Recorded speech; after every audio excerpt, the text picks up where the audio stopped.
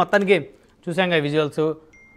హైదరాబాద్ బేగంపేట ఎయిర్పోర్ట్లో జనసంద్రంగా మారింది Begumpet airport. So పక్క రాష్ట్ర ముఖ్యమంత్రి ఈ రాష్ట్రానికి వస్తున్నప్పుడు ఈ తరహా ఎవరో కూడా ఆ పబ్లిక్, ఈ రాష్ట్ర ప్రజలు రెస్పాన్స్ ఇచ్చే పరిస్థితి ఉండదు. సో 5 సంవత్సరాలు చూస్తే జగన్మోహన్ రెడ్డి గారికి ఎప్పుడు కూడా ఆయన హైదరాబాద్ వస్తున్నప్పుడు ఎప్పుడు కూడా బహుశా ఈ స్థాయిలో ఆయనకి ఎప్పుడు కూడా గ్రాండ్ వెల్కమ్ పలికిన పరిస్థితి ఏదైనా I think 1 or 2 times KCR గారు ఆయన కలిసి మీట్ అయినట్టున్నారు. సో అంతకుమించి పెద్దగా ఏం లేదు. సో ఇప్పుడు చంద్రబాబు నాయుడు గారికి మరి ఆయన ఢిల్లీ స్థాయిలో ఒక ప్రాధాన్యతను ఏర్పరచుకున్నారు కాబట్టి ఇక్కడ కూడా ఈ రాష్ట్రంలో కూడా ఆయనకి పెద్ద ఎత్తున పబ్లిక్ స్పందన వస్తుంది. మరి రేపొద్దున రేవంత్ రెడ్డి గారితో చర్చ ఎలా జరగవచ్చు అనుకోవచ్చు. ఢిల్లీ టూర్ సక్సెస్ అయినట్టు పక్క రాష్ట్ర ముఖ్యమంత్రితో కూడా చర్చలు సఫలీకృతం అవుతాయి. అసలు ఏం చర్చ ఇచ్చే అవకాశం ఉంటుంది అనుకోవచ్చు సార్ మనం? సమయం తక్కువ ఉంది, కానీ నేను కొద్దిగా చాలా డీటెయిల్గా చెప్పాలని నాకు ఉంది, అయినా చూస్తాను క్లుప్తంగా. ఇప్పుడు ఒకటి మనం ఏదేమనుకున్నా ఒకప్పుడు అసలు నిజంగా తెలుగుదేశం ఆంధ్రాలో కన్నా తెలంగాణలో బలమైన పార్టీ. అవును, ఒకప్పుడు. ఇప్పుడు కూడా జాతీయ పార్టీ. తెలంగాణలో హెడ్ ఆఫీసు, జాతీయ ఆఫీస్ కూడా తెలంగాణలోనే ఉంది.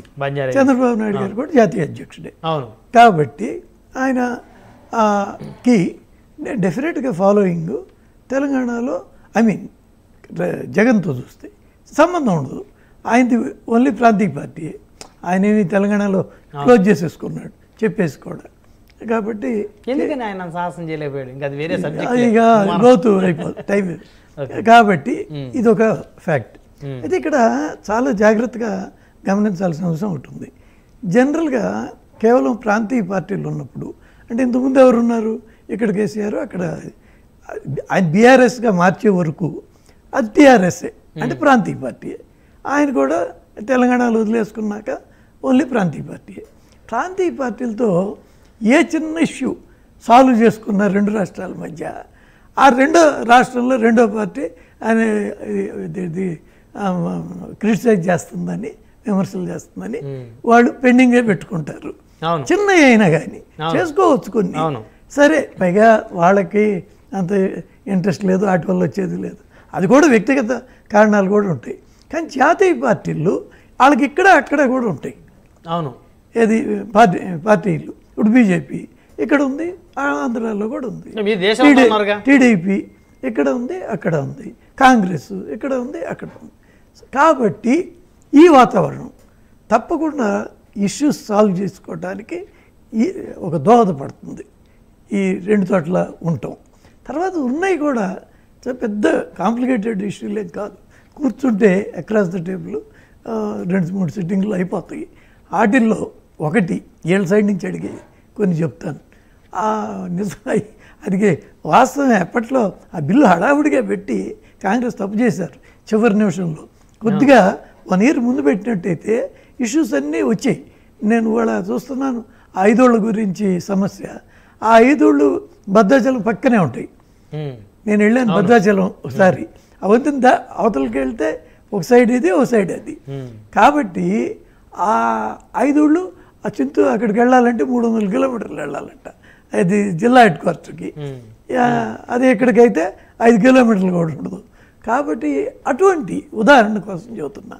ఇటువంటి ఏం పోయింది 5 ఏళ్లలో ఇచ్చేస్తే ఆంధ్రాకి పోయేదేముంది?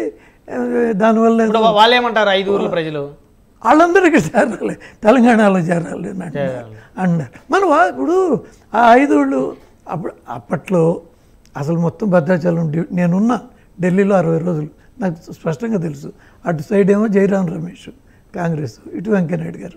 వీళ్ళిద్దరే నిజంగా అంటే అన్ని మాటలు చర్చలు జరిగింది. వాటిలో ఏంటి, భద్రాచలం ఎర్స్ట్వైల్ పూర్వం అది ఆంధ్రాది కాబట్టి ఆంధ్రాకి రావాలనేది. మరి విడిపోయినప్పుడు అంతే కదా.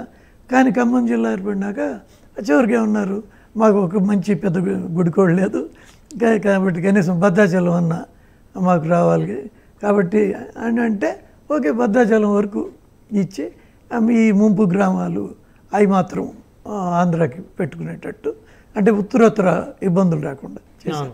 మీకు చాలామందికి తెలీదు, ఆ ముంపు భద్రాచలం వెళ్ళాలంటే ఆంధ్రాలో ఆంధ్రాకి ఇచ్చిన గ్రామాల్లో 3 గ్రామాల్లో నుంచి రోడ్డు వెళ్ళాలి.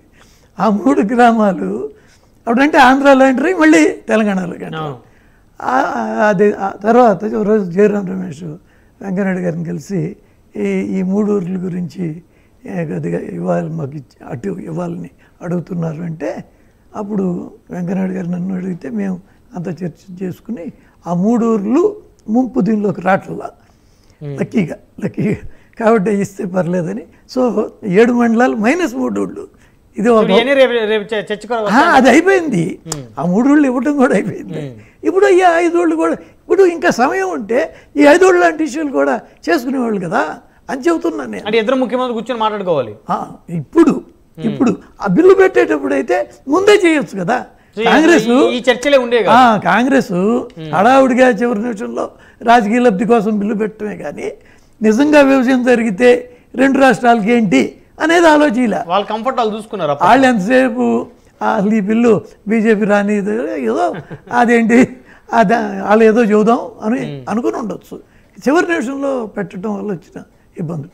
కాబట్టి ఇప్పుడు సరే ఇక్కడ ఉన్నటువంటి ఆఫీసులు ఆస్తులు కొన్ని ఇష్యూలు ఉంటాయి కదా, ఆ డబ్బులు ఇప్పుడు చూడండి అనవసరంగా ఆ ఎలక్ట్రిసిటీ డబ్బులు ఆంధ్ర ఆపాడు కేసీఆర్. అవి ఇవ్వచ్చు.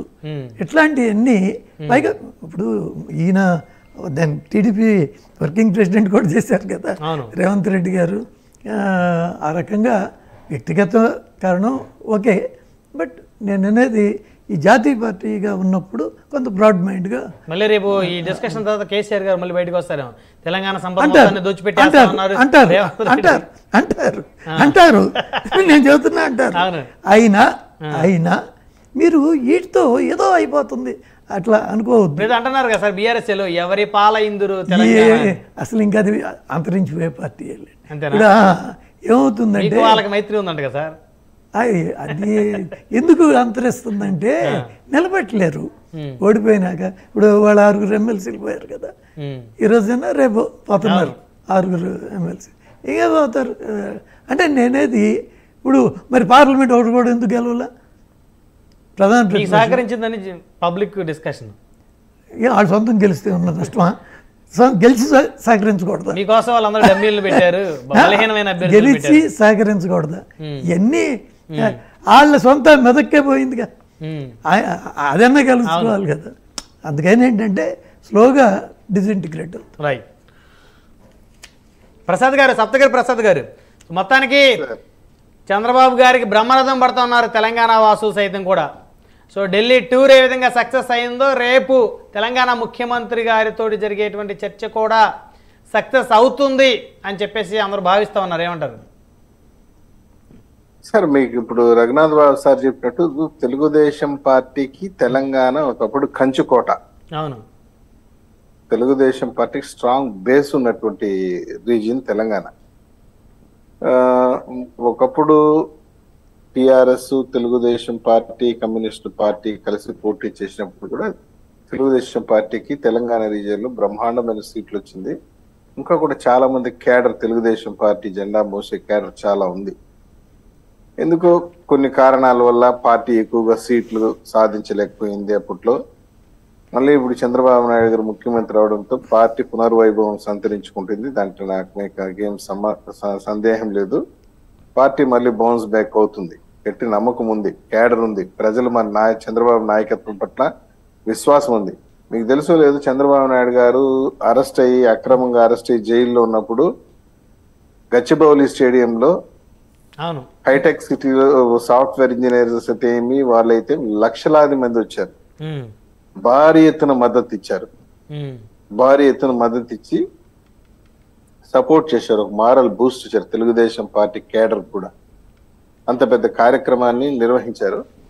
నేను ఉన్న విషయం యథావిధంగా తెలుసుకోవాలా. That is a history. Revanth Reddy గారు was in Telugu Desam party. Revanth Reddy గారు పొలిటికల్ గా ఎమర్జ్ అవ్వడానికి తెలుగుదేశం పార్టీ కానీ చంద్రబాబు నాయుడు గారు కానీ ఎంతో సహకరించారు. రేవంత్ రెడ్డి గారికి చంద్రబాబు నాయుడు గారు ఎంతో పుషప్ ఇచ్చారు. అఫ్ కోర్స్ రేవంత్ రెడ్డి గారి యొక్క సొంత తెలివితేటలు కానీ, కష్టపడే నేచర్ కానీ, ఆయన యొక్క క్యాలిబర్ కానీ ఉంది. దాన్ని ఎవరు కాదనలేరు. ఉన్నప్పటికి కూడా చంద్రబాబు నాయుడు గారు బాగా ఎంకరేజ్ చేశారు. కేసీఆర్ కూడా చంద్రబాబు నాయుడు గారు ఇప్పుడు మీరు అన్నారు శిష్యుడు అని చెప్పకూడదు, కానీ ఎవరు ఒప్పుకున్నా ఒప్పుకోకపోయినా చంద్రబాబు నాయుడు గారి క్యాబినెట్ లో పనిచేసిన వ్యక్తి ఆయన. చంద్రబాబు నాయుడు గారి క్యాబినెట్ లో పనిచేసిన 2009 కదా ఎమ్మెల్యే అయింది, క్యాబినెట్ లో ఏం లేరు. ఆయన మంత్రి ఇవ్వలేదని అసలు ఆయన బయటికి పోవటం. మంత్రి ఇస్తే ఒకసారి మంత్రి చేశారు. అది ఎన్టీఆర్ టైం కానీ ఎక్సైజ్ మినిస్టర్ కాదు రేవంత్ రెడ్డి గారు. రేవంత్ రెడ్డి గారు బాబు గారు క్యాబినెట్ లో పనిచేయలేదు, కానీ బాబు గారు టికెట్ ఇవ్వడం. కేసీఆర్ గారి గురించి అంటున్నారా? కేసీఆర్ గారు రేవంత్ రెడ్డి గారి గురించి ఏమో అనుకుంటున్నా. కేసీఆర్ గారు వాస్ ఇన్ చంద్రబాబు నాయుడు గారు క్యాబినెట్ ఉన్నాడు 95. ఆ తర్వాత 99 లో మంత్రి పదవి లేదు, డిప్యూటీ స్పీకర్ ఇవ్వటం జరిగింది. సరే, దట్ ఈస్ డిఫరెంట్ ఆస్పెక్ట్. ఇది హిస్టరీ. ఆయన కాదన్నా కాకపోయినా, నమ్మినా నమ్మకపోయినా, ఒప్పుకోకపోయినా ఆయన క్యాబినెట్ లో ఉన్న వ్యక్తే. రేవంత్ రెడ్డి గారు కూడా చంద్రబాబు నాయుడు గారు ఎంతో సహకరించారు, పుషప్ ఇచ్చారు, పొలిటికల్ లైమ్ లైట్ తీసుకురావడం కృషి చేశారు. నేనేం చెప్తానంటే జగన్మోహన్ రెడ్డి గారికి కేసీఆర్ కూడా మంచి టర్మ్స్ ఉండింది. అంటే టర్మ్స్ ఎలా ఉన్నాయంటే ఇక్కడ వీళ్ళిద్దరికి డిఫర్ అయ్యారు కాబట్టి జగన్ గారు కేసీఆర్ గారితో మంచి అనుబంధాన్ని కొనసాగించారు. సో అంటే ఇద్దరికి అంత క్లోజ్ అసోసియేషన్ లేకపోయినప్పటికీ కూడా వారు మైత్రి చేయాల్సి వచ్చింది. 2019 ఎలక్షన్ లో కూడా కేసీఆర్ గారు జగన్మోహన్ రెడ్డి గారికి అన్ని రకాల సహకరించి ఆర్థికంగాను ఇచ్చారనేది ఎవరు ఒప్పుకున్నా నిజం.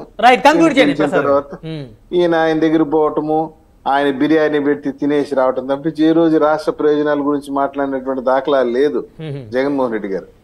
మనకు రావాల్సిన విద్యుత్ బకాయిలు కానీ, కృష్ణా జలాలకు సంబంధించి కానీ ఎప్పుడు మాట్లాడలేదు. హి డి నాట్ టేక్ ఇంట్రెస్ట్. నేను చెప్పడం కాదు, షర్మిల అమ్మే చెప్పింది. మీరిద్దరు పోయి ఒకరు స్వీట్లు తినిపించుకునే దానికి టైం ఉంటుంది, కానీ కృష్ణా జలాల గురించి మాట్లాడే టైం మీకు లేదా? రేపు వీళ్ళిద్దరు చంద్రబాబు గారు రేవంత్ రెడ్డి గారు మంచిగా చర్చించుకొని మరి రేపు వారి చర్చలు ఏ మేరకు సఫలమవుతాయి చూద్దాం. బ్రహ్మాండంగా సక్సెస్ఫుల్ గా ఉంటుంది. మీరు చూడండి, ఎన్నో రోజులు పెండింగ్ ఉన్నటువంటి ఇష్యూస్ అన్నిటి కూడా ఒక పరిష్కారం దొరుకుతుంది. రైట్ మహేష్ గారు, మెరుపుల మహేష్ గారు. సో మొత్తం ఢిల్లీ టూర్ ఏ విధంగా సక్సెస్ అయిందో అదే విధంగా రేపు భేటీ కానున్న తెలుగు రాష్ట్రాల ముఖ్యమంత్రుల టూర్ కూడా సక్సెస్ అవుతుంది అనుకోవచ్చా? సార్ డెఫినెట్ గా సార్. దాని కారణం ఏంటంటే ఇప్పుడు మనకు వాళ్ళు ఏదో ఎక్స్ట్రా మనకేం ఇవ్వాల్సిన అవసరం లేదు సార్. తెలంగాణలో మనకేం ఎక్స్ట్రా ఇవ్వాల్సిన అవసరం లేదు. ఏపీ బైఫర్కేషన్ యాక్ట్ లో ఏదైతే పొందుపరిచారో షెడ్యూల్ 9 కానీ షెడ్యూల్ 10 కానీ, అది ఏదైతే డిస్ప్యూట్స్ గా అలాగే మిగిలిపోయినాయో, అలాగే ఏదైతే పవర్ పెండింగ్ బిల్స్ కానీ, లేకపోతే ఫైనాన్స్ కార్పొరేషన్ సంబంధించిన అఫెన్స్ కానీ, కృష్ణా గోదావరి జలాలకు సంబంధించిన దేర్ ఆర్ సమ్ పేపర్ మీద కొన్ని ఇష్యూస్ ఉంది. అది ఈజీగా తెలుసుకోవాల్సిన అంశము. అది ఆల్రెడీ బైఫర్కేషన్ యాక్ట్ లో పెట్టారు. అది సాల్వ్ చేసుకుంటే సరిపోతుంది. మోర్ దెన్ ఏంటంటే రేవంత్ రెడ్డి గారిని మనం చూడాల్సిన పర్సెప్షన్ డిఫరెంట్ గా చూడొచ్చు సార్. ఎలా అంటే ఈవెన్ నాకు తెలిసి భారతదేశంలో కాంగ్రెస్ లో ముఖ్యమంత్రి అయినప్పటికీ కూడా ఎక్కువ సార్లు ప్రధానమంత్రి కలిసిన ఓన్లీ ముఖ్యమంత్రి ఎవరన్నా ఉన్నారు అంటే అది రేవంత్ రెడ్డి గారు మాత్రం. 6 నెలల్లోపే అనేక సార్లు అసలు వెరీ డిఫరెంట్. 2 ఆరిజిన్స్ చాలా డిఫరెంట్. 6 నెలల లోపల చాలా అనేక సార్లు. ఎందుకంటే ఎక్స్ట్రీమ్ అసలు కాంగ్రెస్ బీజేపీ ఎక్స్ట్రీమ్ పాయింట్స్ గా, ఎక్స్ట్రీమ్ సైడ్స్ గా ఉన్నప్పటికీ కూడా ఎక్కువ సార్లు రేవంత్ రెడ్డి గారు స్టేట్ ఇంట్రెస్ట్ కోసం కేంద్రానికి వెళ్ళి మోడీ గారి దగ్గరికి వెళ్ళి మాట్లాడారు. సో ఆ పర్సెప్షన్ లో రేవంత్ రెడ్డి గారిని చూడాల్సిన విధానమే డిఫరెంట్ యాక్చువల్ గా. రెండోది ఏంటంటే అంటే కేసీఆర్ గారు పర్సనల్ సర్వేలో కూడా జగన్మోహన్ రెడ్డి గారే వస్తారని కూడా మనకు ఎలక్షన్ ముందు కూడా చెప్పడం జరిగింది. 2024లో కూడా ఆంధ్ర రాష్ట్రంలో జగన్మోహన్ రెడ్డి గారు ముఖ్యమంత్రి మళ్ళా కావాలని బలంగా కోరుకున్న వ్యక్తి ఎవరైనా ఉన్నారంటే అది కేసీఆర్ గారు మాత్రమే తెలుసుకోవచ్చు. దట్ మీన్స్ వాళ్ళిద్దరి మధ్య అండర్స్టాండింగ్ ఉన్నప్పటికీ కూడా ఏ ప్రయోజనం కానీ ఒక పని కూడా జగన్మోహన్ రెడ్డి గారు చేసుకోలేకపోయారు. దానికి ఎగ్జాంపుల్ ఏంటంటే సదరన్ కౌన్సిల్ మీటింగ్ జరుగుతుంది సార్ తిరుపతిలో. మనకు 14 నవంబర్ 2021 తిరుపతిలో అమిత్ షా గారి ఆధ్వర్యంలో సదరన్ కౌన్సిల్ మీటింగ్ జరుగుతుంది. 29వ సదరన్ కౌన్సిల్ మీటింగ్ లో కూడా కనీసం మన సైడ్ నుంచి మినిమం రిప్రజెంటేషన్ కానీ, మినిమం ఏం అడగాలో కూడా అడగకుండా జస్ట్ ఆ రోజు ఏపీ సైడ్ నుంచి కాఫీలు టీలు తాగేసి బిల్లు కట్టేసి వెళ్ళిపోయారు తప్పితే కనీసం ఆ రోజు మాకేం కావాలో కూడా అడగలేదు. జనరల్ గా అడగడమే, సార్ పోలవరం పూర్తి చేయండి సార్, సార్ మాకు కొంచెం ఫండ్స్ ఉంటే ఇవ్వండి సార్, అంతే తప్ప పర్టికులర్ గా అడగలేదు సార్. కాబట్టి ఈ రోజు రేపు ఏదైతే చంద్రబాబు నాయుడు గారు రేవంత్ రెడ్డి గారు ఏదైతే మీట్ అయితే ఉంటుందో, ఈవెన్ శిష్యుడు అనే పదాన్ని